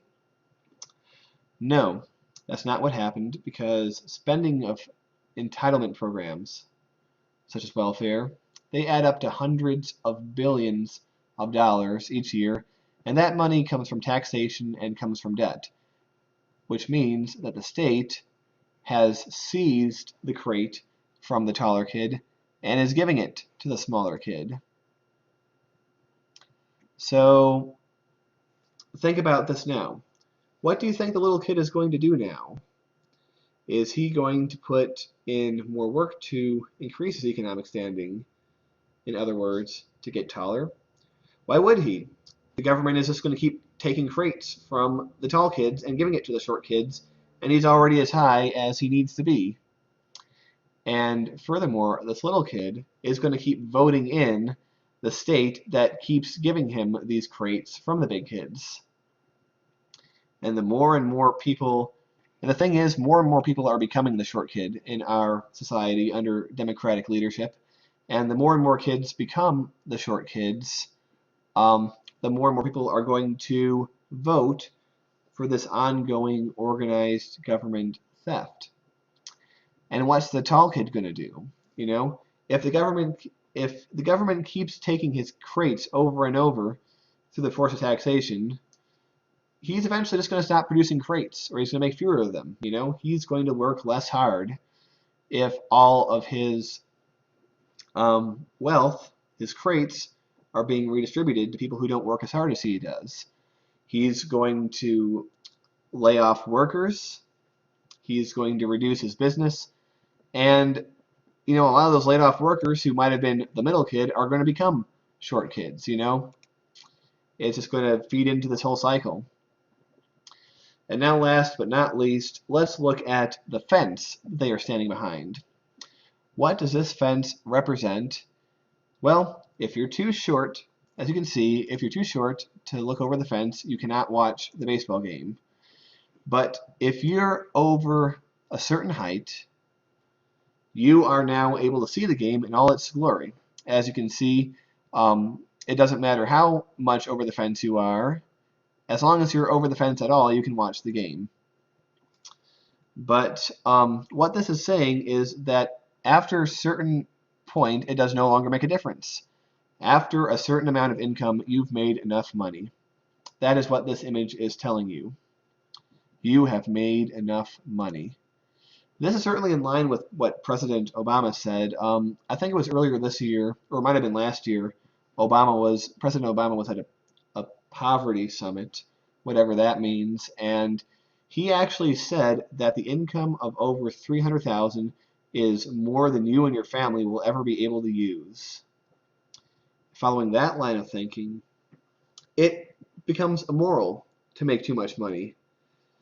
Therefore, it is not just acceptable, but in fact justice for the government to seize your income and give it to those who are making less. And that's actually something that I see on other copies of this meme.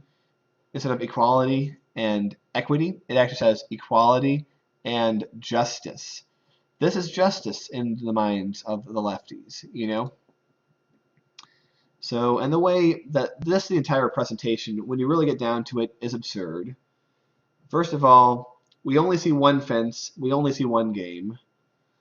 For one thing, if this was more realistic, this fence would be a gradient, It'd be practically opaque at the bottom, and it would be completely transparent at the top, and it'd be translucent, because, there is no one point in which you've made too much money, You're always going to get a little bit more benefit the more you make, and the picture of the game is going to get a little bit more clear. You're going to get a little bit better. There is no point at which suddenly you've made as much as you can or should. Not only that, this baseball game isn't the only game in town.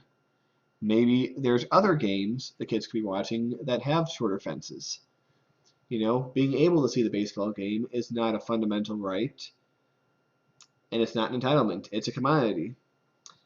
Hell, maybe this is a playoff game, or maybe it's even Game 7 of the World Series. These tickets are expensive.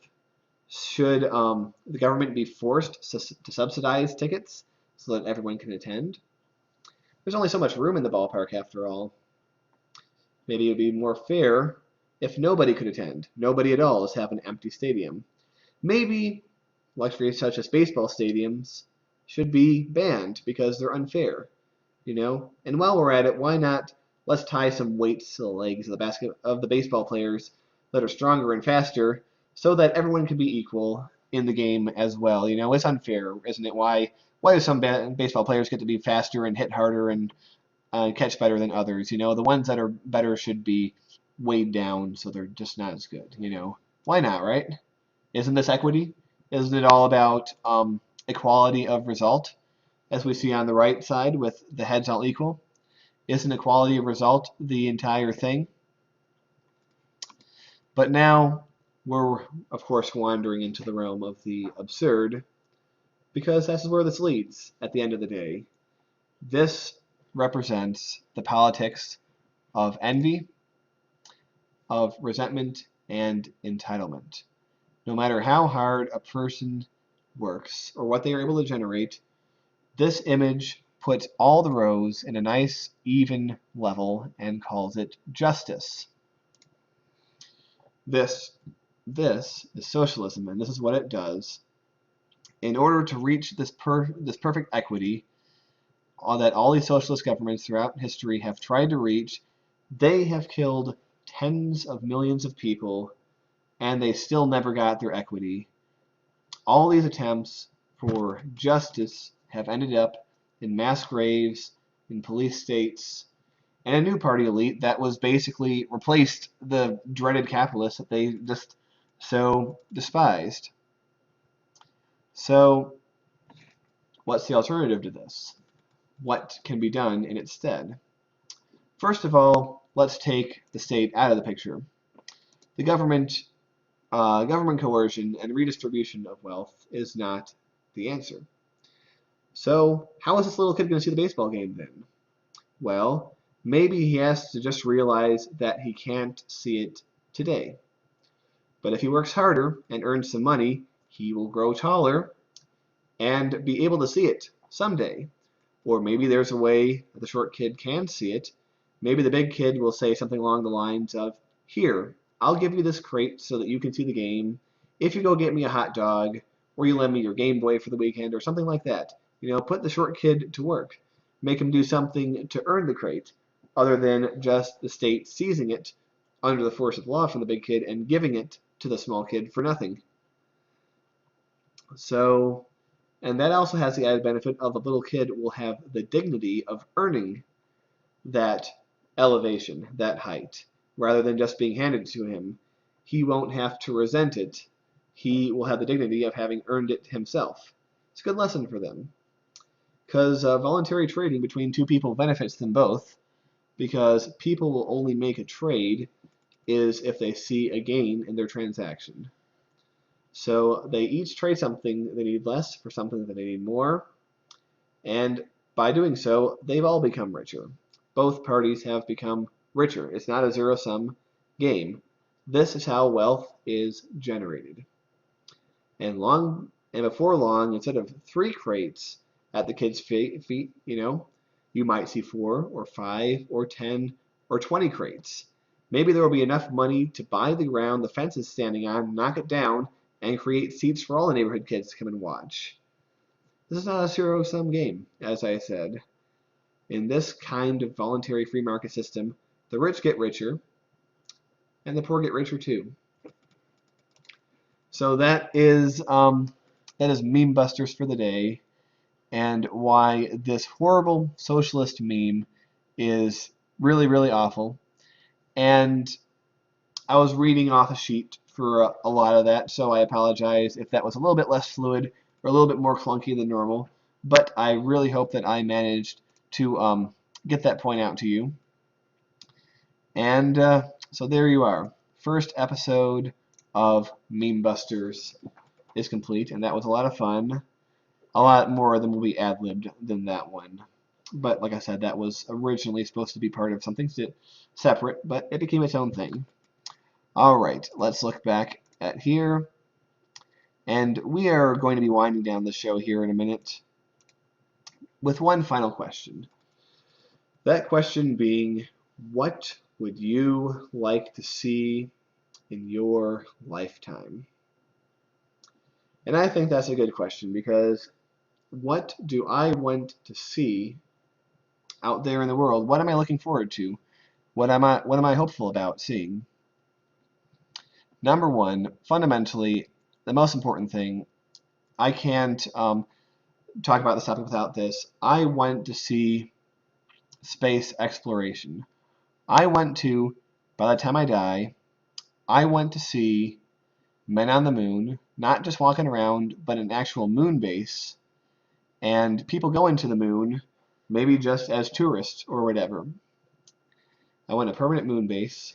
I want people on Mars, people that have walked on Mars. I want to see people mining asteroids and harvesting the resources of space. And I want to see the beginning of a serious effort at space colonization, at expanding first to within our own solar system, and at least the foundations of going to other stars. I don't expect to see interstellar human travel within my lifetime, but I expect to at least see the seeds planted. I expect to at least see us on our way there, because I think that's our future as a human species, is that we are an interstellar species, that we should become one. We have to spread beyond our own solar system. And I think it's our moral imperative to spread ourselves out into the stars. So that is what I want to most see in my lifetime. Now, I don't want to give the hippy-dippy answer of world peace because, as sensible people, we know that that's not possible. But what I do want to see is a world where rule of law is respected, and sort of the Western system of that we have here of rule of law and of human rights, our Western system, I want to see a greater level of permeation of the Western system throughout the world. I want to see a decline in evil governments and more people come over to the good side.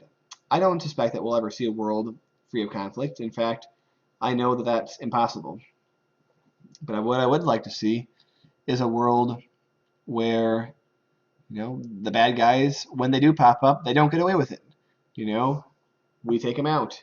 We, meaning America and friends, take them out as soon as they step on the scene, as soon as they start showing that there's going to be bad stuff down the line. We prevent it from happening. We have to fight the small wars so we can prevent the big wars. Which is why I say it's actually probably a good idea to go to war with Iran, but we're going to get into that a different day. So I would like to see that. I would like to see advancements in medical technology to the point where we can grow, and if not only grow, but 3D print organs for people, with their own DNA and their own cells to make their own organs, to grow them, to help them.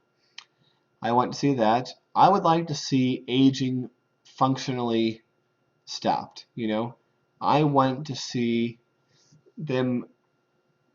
I want to see science get to the point where we can stop human aging and make people functionally immortal. Now, when I say immortal, no one's immortal because you get hit by a train, you're still dead, but just people don't need to die of old age anymore. I want to see a world in which a person could live for 200 or 300 or 400 years. And we're getting close. We're getting very close to that, I think we could get a cure for most, if not all, cancers within my lifetime. I think that would be awesome. And I also want to see technology advance to the point where, technology enriches us all. And I think once 3D printers, which are really in their infancy right now, really start to get going, we might have a world in which it's just much easier to get the things that people want or need than now. We are going to have a wealthier world, by and large. Everyone will be wealthier once we get these things going. I want to see computers keep getting faster. I want to see connections between people grow. Already within my short lifespan, we've gone from using landlines and very primitive dial-up internet to I can go on to Skype and talk to people instantly and for free all over the world. It's amazing. And we just got to keep going with it. We have to just keep building these connections. So those are things I want to see within my life. I'd also like to see this culture of division within America and the rest of the world be over, to be something of the past, something that is only a fringe thing, no longer mainstream. I don't want to see, I want to see these racists of the Black Lives Matter crowd disappear. I want to see feminists disappear. I want to see all these, these bitter groups that are out to divide people and put people into tribes based on, just things like skin color, gender, all these things. I want to see those people go away, and I want to see people really be judged on the content of their character, not on the content, or not on the color of their skin. I don't want to hear any more about minorities or disadvantaged groups or, dispossessed or any of these things. I want people to not think of themselves as white or black or male or female. I mean, other than the obvious biological ways. I want to see the people think of themselves as human people, first and foremost. I want people to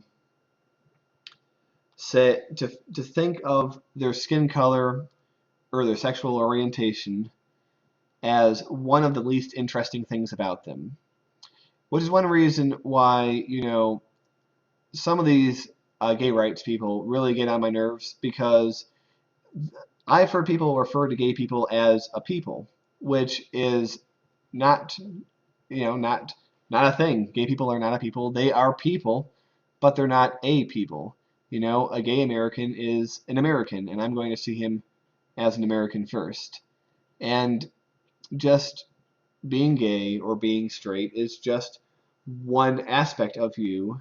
It's not something to build your identity around, just like being white or black or any other color is also not something to build your identity around. I think that skin color should be no more important than eye color or hair color.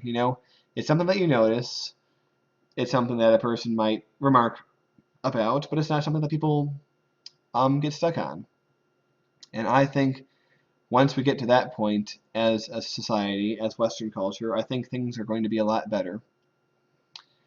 I would also like to see an Islamic Reformation. Well, they don't necessarily throw off Islam, but they sort of reevaluate and turn Islam into something modernist and pluralist, like most modern Christians are. I want to see Islam as innocuous as mainline Protestantism. Don't know if that can happen, but it can. I think it can. And I think the internet age and just the free spread of information is going to help that happen. That is something else I want to see in my lifetime. And, I'd also like to see better treatment and better cures just for mental health, because almost everyone I know has some sort of mental malady in these modern age. For instance, I suffer from depression. Other people I know have bipolar disorder or schizophrenic, or they have ADHD or something. Like, everyone has something, and it really impacts their life, and it just sucks. People who are fundamentally decent people can't function as well as they could or should because of just some chemicals or something is just messed up. I want to see a world in which those things um, are mitigated. I'm not going to say cured necessarily, but mitigated and changed, where that people with all these that people can actually start living regular normal lives without, I just think want to make people happier in general. I think we just need to be a happier and more optimistic person. That's really the point of this. That's the point of trying to fix these mental health problems. And ultimately, I'd like to fix them at the genetic level so that we don't have to keep applying these crutches, which just grow bigger and bigger each year, to the point where, you know, like, imagine an old house that you keep having to add braces to hold up. It keeps trying to fall down. You keep adding braces. You keep making the house stronger. Well, stronger. It's rotting on the inside, and it's only being held up artificially. I don't want to get into a situation where our genetics are in shitty shape and we're only being held together by, an extreme amount of, modification. I want this to be fixed at the genetic level, you know, so that in the future this kind of thing will be mitigated. That is my sincere hope for the future. So those are some things I would like to see for the future. And with that, ladies and gentlemen, I am wrapping up my show. I want to say thank you very much for all of you watching. This was the second worst episode of The All that will ever exist, you know? The first episode was the first worst.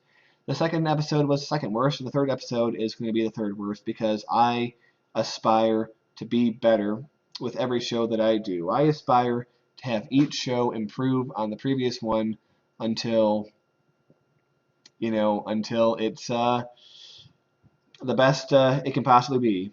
So I want to say thank you for anyone watching, and please, if you have anything to say it in the comments, but be respectful about it, if you will. And if you have anything you want me to talk about on this show, if there's any questions you want me to ask, please feel free to do so, because I'm taking audience suggestions. And with that, ladies and gentlemen, I want to say good night for you. This is Ian Little. It is December 10th, 2015, and it has been episode 2 of The All. So, goodbye, everybody. This was a lot of fun. See you next week.